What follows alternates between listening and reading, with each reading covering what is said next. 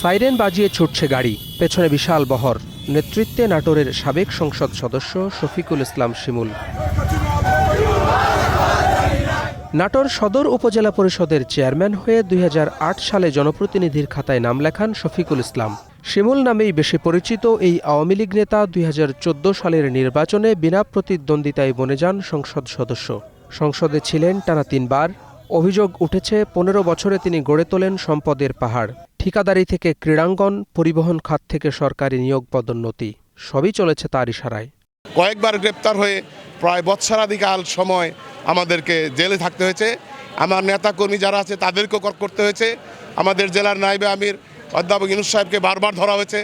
আমাকে ধরতে গিয়ে আমাকে না পেয়ে আমার ওয়াইফকে বাড়ি থেকে ধরে নিয়ে আসছে। আওয়ামী লীগ তো সন্ত্রাসী দল, তাদের নেতৃত্ব সন্ত্রাস, তাদের নেতৃত্ব সন্ত্রাসী।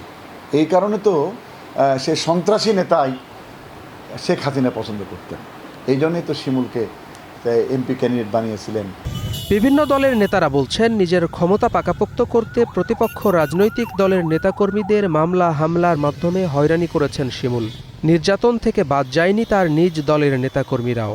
রাজনৈতিক দলের উপর না, এই যে প্রতিষ্ঠানগুলো, আজকে যে আমি চেম্বারের সভাপতি, 15 বছর আমি চেম্বারে ঢুকতেই পারিনি, অথচ তার আগে আমি 6 টার্ম এই সভাপতি ছিলাম নাটোর চেম্বারের।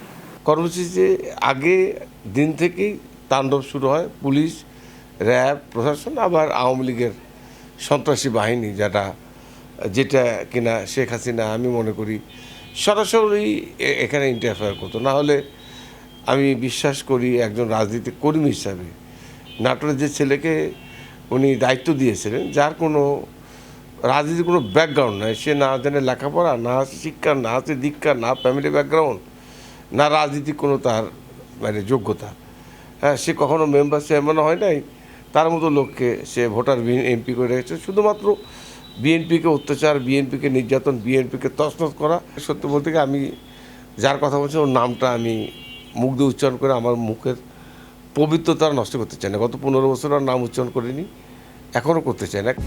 এমপি শিমুলের রাজত্বের সবটাই নিয়ন্ত্রণ হতো জান্নাতি প্যালেস থেকে, যা টক অব দ্য কান্ট্রি।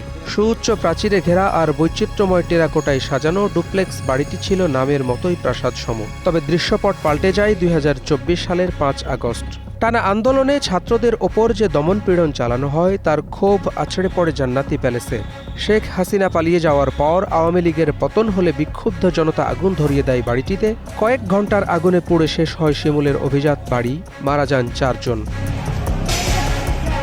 এরপর পেরিয়েছে 14 মাস 18 দিন। শিমুল বাতার বিশাল বাহিনী কেউই আর ফেরে নিয়ে বাড়িতে। স্বৈরাচার পতনের প্রতীক হয়ে সড়কের পাশে দাঁড়িয়ে জান্নাতি প্যালেস এখন ভুতুড়ে বাড়ি। Desk report, star news.